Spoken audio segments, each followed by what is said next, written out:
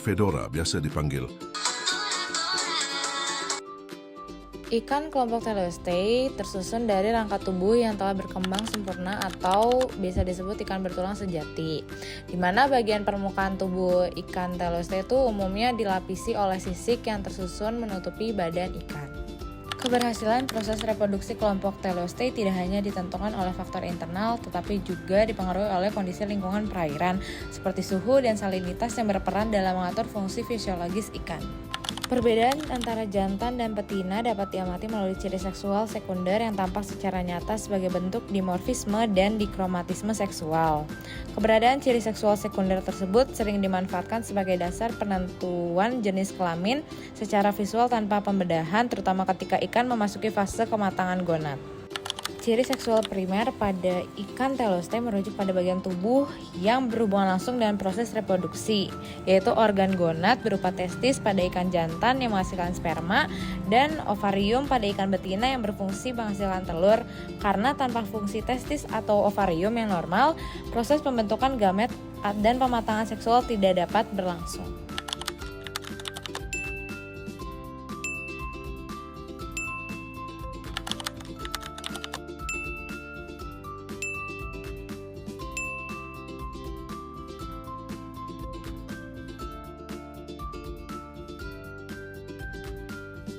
Cara bedah ikan nila dan ikan mas itu sama. Pertama-tama matikan ikan dengan cara ditusuk medula oblongatanya. Kemudian gunting dari bagian operculum secara horizontal, terus ditarik ke bawah. Kalau bisa lebihin dari lubang urogenitalnya. Nah, nanti dia akan kebuka ke bawah, kemudian kita bisa melihat organ-organ apa saja yang ada di dalamnya. Untuk nama-namanya sudah dijelaskan di slide sebelumnya. Untuk ikan lele juga sama, ditusuk medula oblongatanya, kemudian dibalik ventral menghadap ke atas, kemudian digunting membentuk huruf T. Ini lagi proses mengurai organ-organ di dalam ikan nila dan ikan mas. Ini bentukan ikan lele setelah dibedah dan diurai organ-organ dalamnya seperti ini.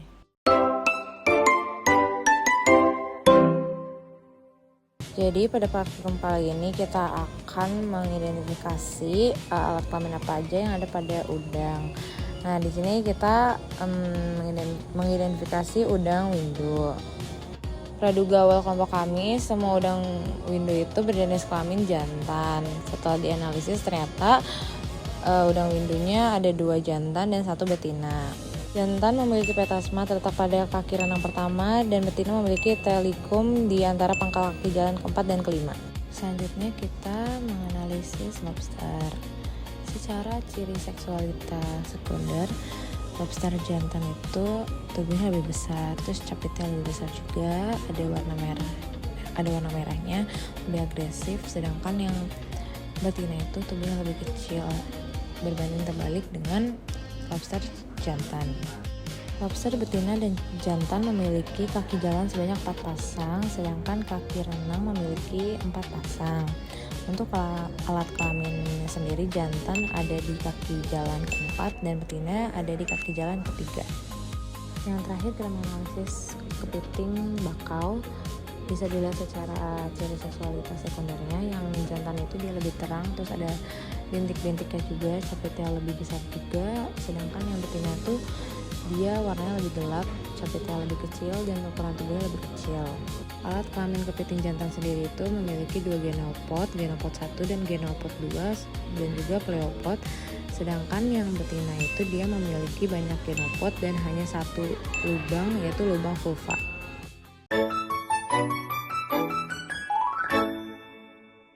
Kali ini kita akan mengamati perkembangan gonad dari ikan lele. Praduga kelompok awal kami itu ada 2 betina dan 1 jantan. Ikan lele betina ini tingkat kematangan gonadnya berada di 2. Sedangkan ikan lele betina yang 1 ini tingkat kematangan gonadnya berada di 3 karena gonadnya berwarna coklat kehijauan. Ikan lele jantan berbeda dengan ikan lele betina, yaitu tingkat kematangan gonadnya berada di 1 karena dia tuh belum terlihat gitu gonadnya, masih susah untuk diidentifikasi dan masih terlihat warna-warna bening ataupun transparan. Selanjutnya kita akan melakukan kanulasi terhadap ikan lele betina dengan cara memasukkan kateter ke dalam lubang urogenital atau ke dalam lubang ikan, kemudian dihisap untuk diambil sel telurnya. Nah, bisa dilihat itu sel telurnya kita dapat ada 3. Dan yang terakhir kita akan mengamati tingkat kematangan gonad pada ikan mas. Praduga awal kelompok kami, ikan mas yang ini tuh ikan mas betina dan tingkat kematangan gonadnya berada di 2. Sedangkan ikan mas yang satu ini yaitu ikan mas jantan, untuk tingkat kematangan gonadnya berada di 2 juga. Setelah sesi tanya jawab dengan asisten praktikum, ternyata ikan mas hanya bisa diseleksi secara visual dan praduga awal kami ikan mas betina pada TKG kedua itu benar, sedangkan ikan mas jantan seharusnya berada di TKG yang ketiga.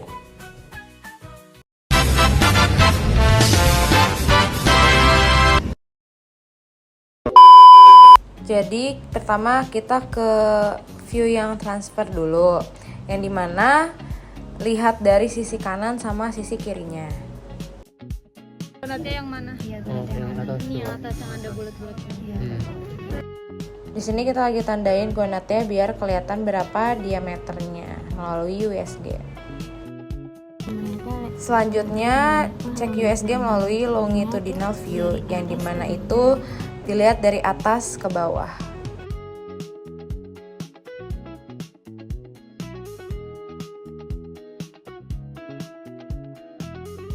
Yang longitudinal view itu gonadnya di garis memanjang terus dibagi 2 biar kita tahu diameter gonadnya melalui USG.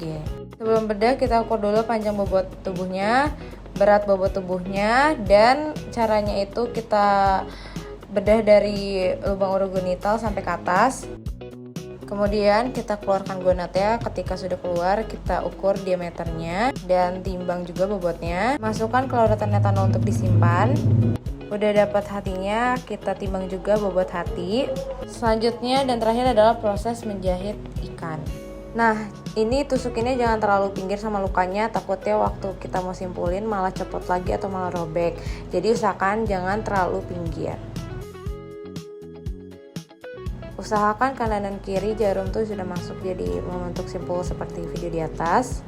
Sisa benang di sebelah kanan itu jangan terlalu panjang dan jangan terlalu pendek juga, karena kalau dia kepanjangan nanti kebuang, terus kalau kependekan nanti dia bablas. Nah, kedua tangan kita tuh megang pinset ya. Sebelah kiri tuh capitnya ditutup, di sebelah kanan itu buat ngelilit si benangnya. Lilitnya tuh sebanyak 3 kali. Ini hasilnya, cuma tadi belum terlalu jelas. Terus ini jahitan pertama, terus kita mau lanjut buat jahitan kedua karena takutnya dia kebuka karena kelonggaran. Caranya juga sama seperti sebelumnya. Yang sebelah kanan itu dililit terus dimasukin. I just had to let you know you're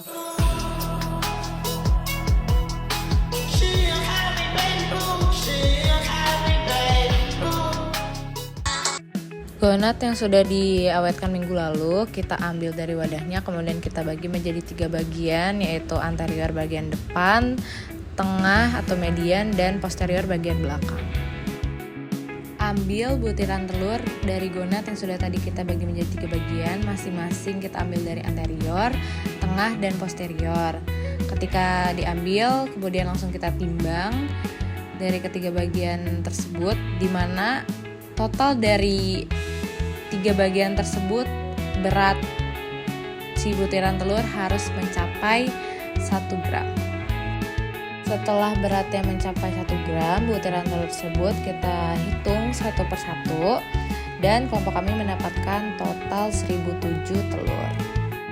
Sedangkan ketiga bagian gonad tersebut, yaitu anterior, tengah, dan posterior, kita ambil 10 butir telur dari masing-masing 3 bagian dan kita letakkan di atas gelas objek. Jadi urutannya tuh anterior, tengah, dan posterior.